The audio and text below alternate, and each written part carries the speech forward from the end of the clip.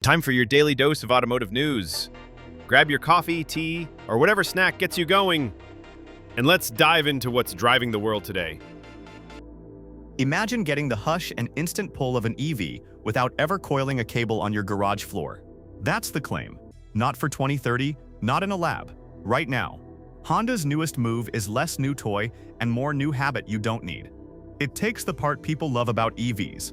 Smooth starts, silent creep, that gentle shove, and stapples it to something we already understand, a quick stop at a pump. Nothing in your week changes except the background noise and the amount of planning you don't have to do. That alone flips the script on the EV race. While competitors fight for chargers, maps, and kilowatts, Honda is selling a feeling, the EV vibe minus the EV lifestyle. It sounds like a loophole. It also sounds too convenient. Hold that word convenience, because it's the thread that ties everything else together. Most buyers don't argue chemistry. They argue time. Waiting in a line after a long shift, worrying about a winter night with the heater blasting, hoping the one working stall isn't blocked. This powertrain asks a simpler question. What if you kept the EV smoothness and ditched the logistics? If that sounds like marketing, the mechanics will make it real. Start with the traction motor, the one you feel first. At lower speeds, it does the driving. That's why takeoffs feel clean, and city traffic feels calmer. Now add a second motor that usually plays generator. The engine? It runs the efficient Atkinson cycle, which is nerd speak for good at making electricity when it counts, and very good at sipping fuel, at cruising speeds when it's smartest. A clutch links that engine directly to the wheels. No drama, no slurring, just steady pull. You don't pick modes. You don't babysit settings. The car does the thinking in the background, bouncing between motor, engine, or both to win the next 30 seconds of driving. Regen harvests energy with each deceleration. Brakes aren't just brakes. They're little savings accounts you top up every time traffic misbehaves. Most days, you'll swear you're driving an EV until you aren't, which is exactly the idea.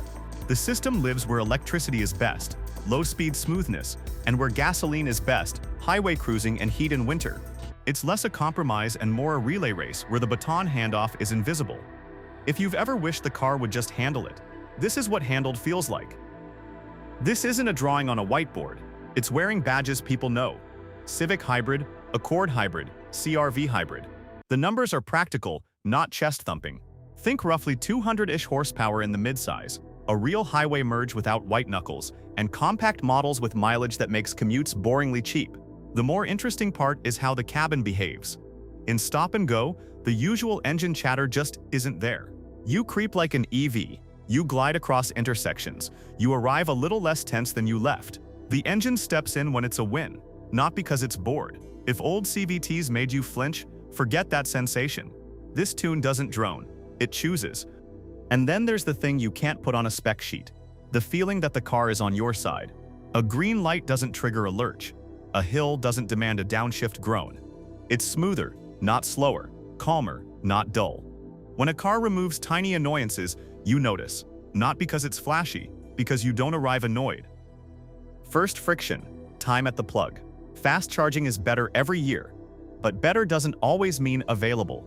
One broken stall, one busy mall, one storm, and your timetable turns jelly. A no-plug hybrid deletes that variable. You refuel like always and leave like always. Your Saturday errand list doesn't get an asterisk. Second friction, battery stress anxiety. Most people don't measure degradation with a meter. They measure it with a pit in the stomach at year 7. Full cycles, heat from repeated DC fast charges, high mileage, none of it is fatal in a modern EV, but it adds mental math. Here, the battery is a sprinter, not a marathoner. The engine shares the load and the generator tops the pack as you go. Instead of living on deep charges and deep discharges, you live on sips. It's not magic, it's smart workload. Third friction, winter. Cold doesn't hate EVs, it hates chemistry and cabin heat. You can claw a lot back with heat pumps and good thermal management, but on the worst week of the year, range still dips because your toes deserve to feel like toes. This hybrid answers with a shrug. Let the engine take the baton when the thermometer is rude. It's not anti-EV, it's anti-anxiety. And for drivers in cold places, anti-anxiety is the feature.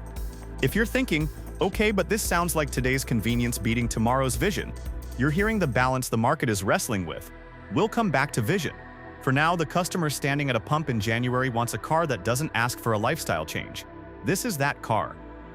Some buyers do the full spreadsheet. KLJ rates, off-peak windows, charger install quotes, HOA approvals, tax credits. Others just look at their street and say, where would I even put the plug? A hybrid wins both conversations. It cuts fuel burn hard compared to a traditional gas car. It skips the charger bill entirely, and it uses service networks that have seen this hardware for years. Is it zero maintenance? No. It's predictable maintenance, which is the number people actually chase. There's a quiet middle in the market that doesn't argue ideology. It argues address. Renters, street parkers, condo dwellers, families with one garage slot and 2 cars. Convenience isn't a luxury, it's law. For them, a car that behaves like an EV until it doesn't is not a debate, it's a relief. The pitch isn't forever. The pitch is right now, and in product timing, right now moves units.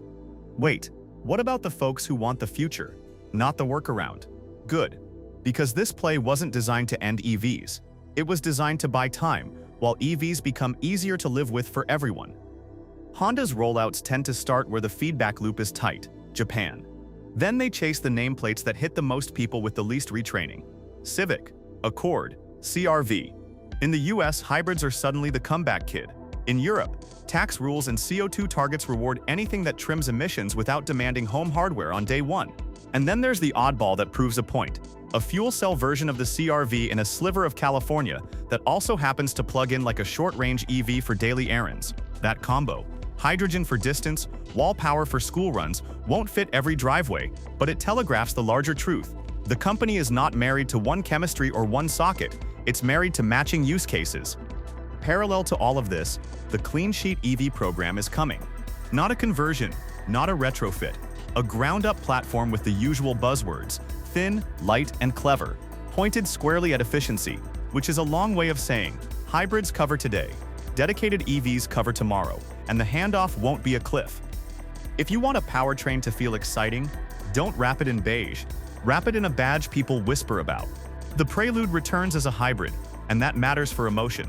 A fun car that happens to be efficient reframes hybrid from compromise to flex. Reports and investor chatter hint that fresher hybrid hardware starts spreading through compacts and midsizers from the mid-2020s onward, while collaboration headlines suggest the company is open to shared software and electronics where it makes sense. Treat those as moving pieces, not verdicts. The takeaway is simpler. Scale the tech people want right now, spread it across cars people already like, and keep the door open to deeper partnerships as the industry redraws the map. Here's your wait. What?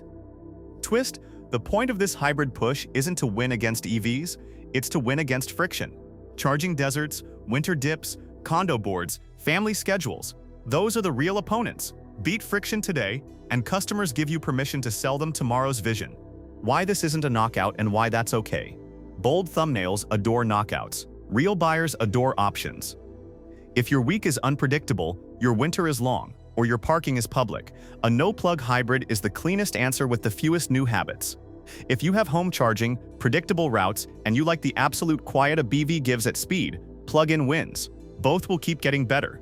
EVs will charge faster, heat smarter, and cost less to build. Hybrids will shed weight, sharpen control logic, and feel even more like they're reading your mind. This isn't old versus new. It's convenience versus control. How much control do you want over every mile, and how much inconvenience are you willing to tolerate to get it? That brings us back to you. What would you trade to never plan a charge again?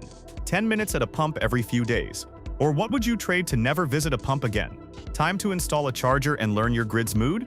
There isn't a wrong answer. There's your answer. Drop it below. Time, cost, or winter confidence. Which one decides your next car?